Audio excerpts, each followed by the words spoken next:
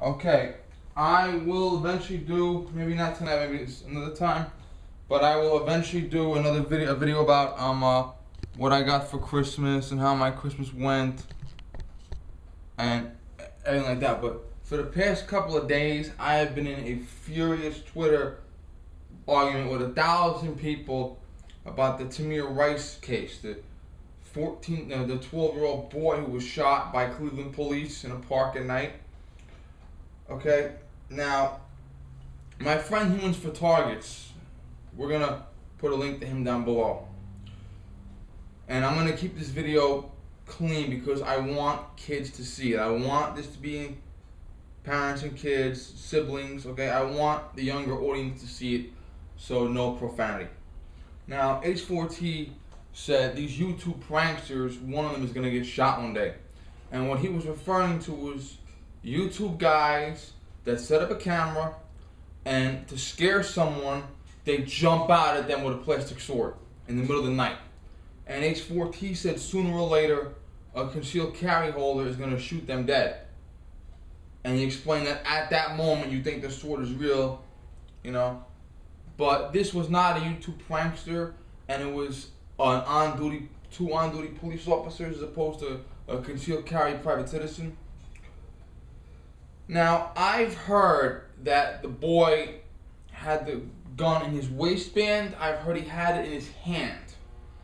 I've heard the police did not tell him to drop the weapon.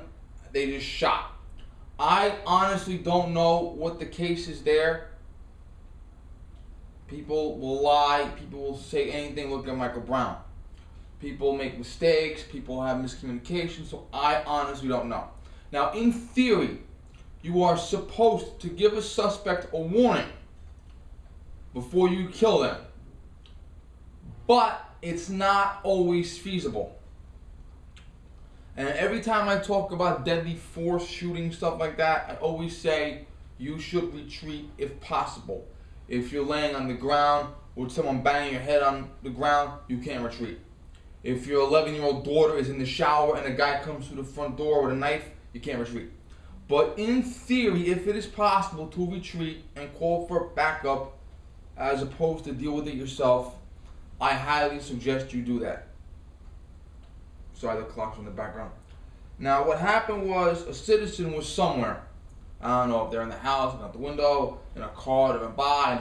A citizen was somewhere. And the citizen saw a person with a gun in their hands. And this is not a nice neighborhood. And as always, if you see something, say something. They call the police, and when you tell the police, I got a guy with a gun in the park, okay, they're not going to take that lightly. They're going to be like, okay, we better deal with this right now. And the police will drop anything, okay? The police can be talking about anything in the world, and they'll drop it and go to that incident. Because you don't want it to be a real problem. You want to get there as soon as possible. And the police arrived at the scene and they mistook the gun and they shot him. Now, if you look at the top, this is the actual gun. The bottom is, for comparison, an actual 1911, which I will show you my 1911. If you'll notice, this 1911 has a safety mounted on the top, which is not real. This 1911 has a trigger that is not connected inside. See that full trigger, full body trigger? This is a loose hanging trigger. I don't know, whatever. So this is the toy. Okay.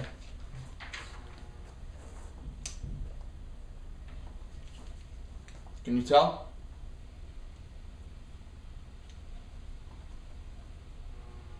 Can you tell?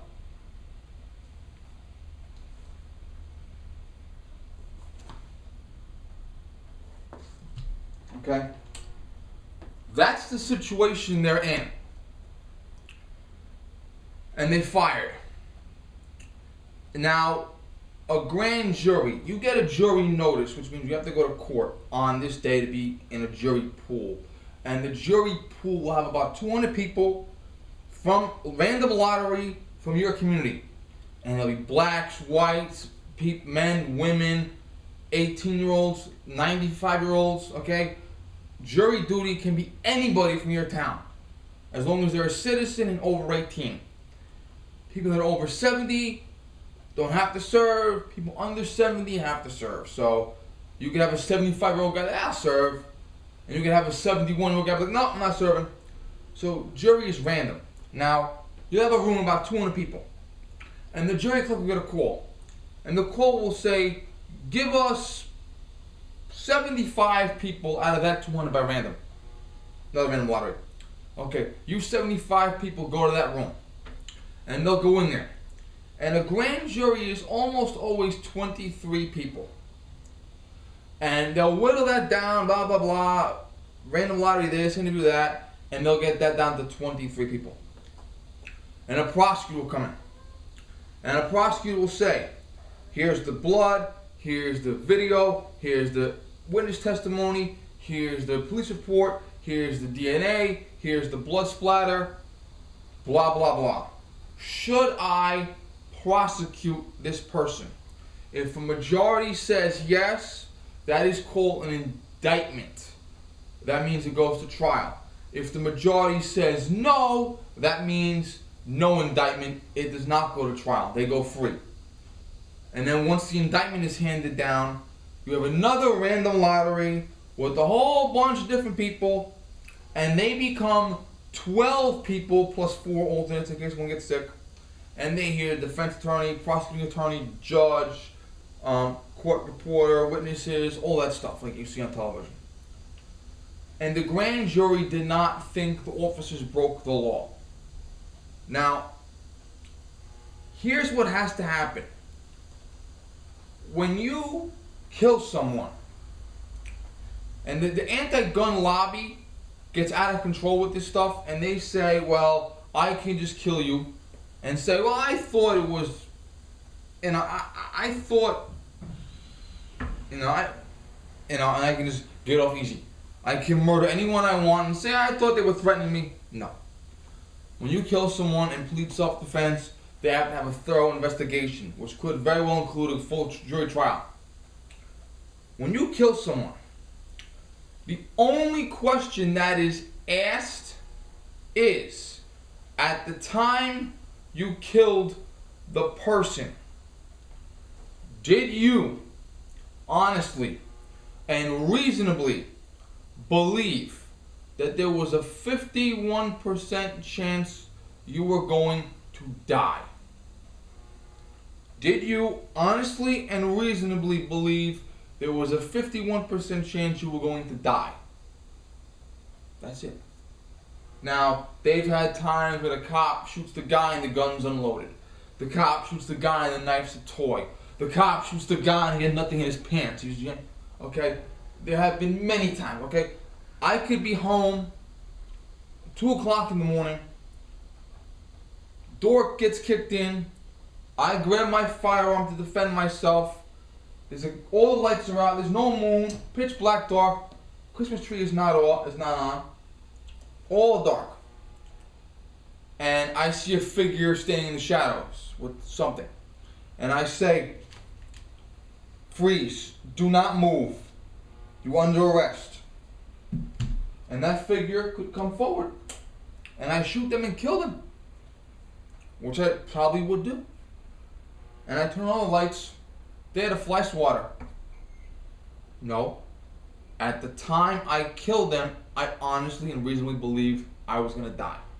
Now, if the person drops to their knees, puts their hand on their head, and starts crying and you shoot, murder. Okay? If you see the sword, you know it's plastic, they say it's a joke, they start asking for their mother and you shoot, murder. But all that needs to be satisfied is at that time, you honestly and reasonably believed your life was in danger. That's it. And I cannot tell you, follow me on Twitter, VinnyS914, I cannot tell you the arguments that are ensuing over this. I've had book-length long arguments with guys for like 18 hours straight. Guys gotta sleep sometime. Now, this happened a lot when I was a kid. We're gonna show you some of mine. We're gonna do some safety checking here if you don't mind. Okay. this part here, that the part of the barrel that protrudes ever so slightly from the gun. On a toy gun, this would be painted orange or yellow or pink or neon or some kind of bright color. That's federal law. When I was a kid, kids had guns just like this. You couldn't tell the difference. Now up close, if you examine it, if you safety check it, okay, I can tell the difference between a Glock unloaded and a Glock loaded by weight. I can safety check the gun, look at the controls, and realize, oh, this is fake. But at the split second thought, you can't tell. And cops all the time shot kids when I was growing up. It was the same story every time. He jumped out at me, he pulled his gun at me, and I shot him. And it was a 12-year-old kid that was 6 feet tall. I'm sorry. It happens all the time.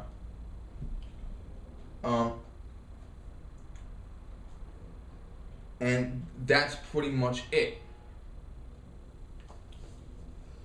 So, my mother's retired 3 years. And we're going to say more than 6 years ago. She's coming home from headquarters where she was stationed. Then she worked at headquarters.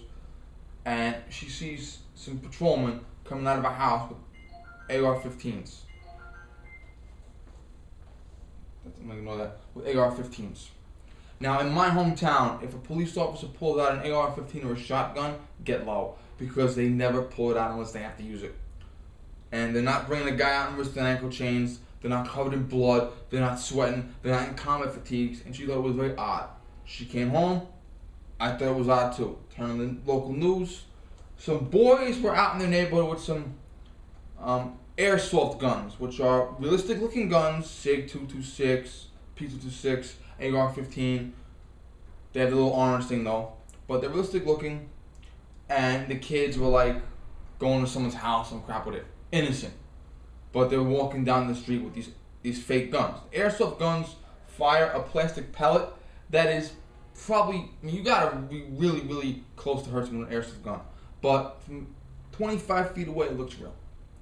So the cops were called. And I imagine the kids surrendered to the cops, otherwise it would have been a problem. They would probably get shot. And now, my hometown, we're trained to talk to kids, me especially, because 100% of my job is talking to kids all day long. So we're trained to say, you gotta lay the law down, but at the same token, you gotta have the kids respect, not fear. So the cops had every right to bring the kids into juvenile court and charge them with some kind of crime. Brandishing a fake weapon, looking, whatever, but whatever the penal code said. You know, disorderly conduct, or something like that. But the cops said, let's go inside. And the cops put the kids inside, and they put the AR-15s out of their trunk, and they showed the kid the AR-15 real gun versus the AR-15 soft airsoft model. And they tried to explain, someone that doesn't know what guns are, from 25 feet away is going to think they're real, and they're going to have a problem with you. Okay? And this also, the sun was out, so the cops can see a little more clear, so that's the case there. Now, here's some advice for you guys, young guys. Okay? This is your toy gun. Let's assume it is. Okay? If your toy gun does not have the orange thing on it, like this kid's toy gun did not have, don't play with it. Leave it alone. It's probably from my day an antique. Leave it alone. If it does have the orange thing, you can play with it, but beware. Only play with it in the house or in the backyard. And if you're not listening to me, you go in the front yard, or maybe you walk into your friend's house or whatever, and you hear the siren or see the cop come up. He might come up in the car, he might come up on foot. This is what you do. I'm not going to drop it because I don't want it to bang the floor. I just cleaned it. There, speak. This is the gun. You're holding it in your hand. It's a toy. The cops come.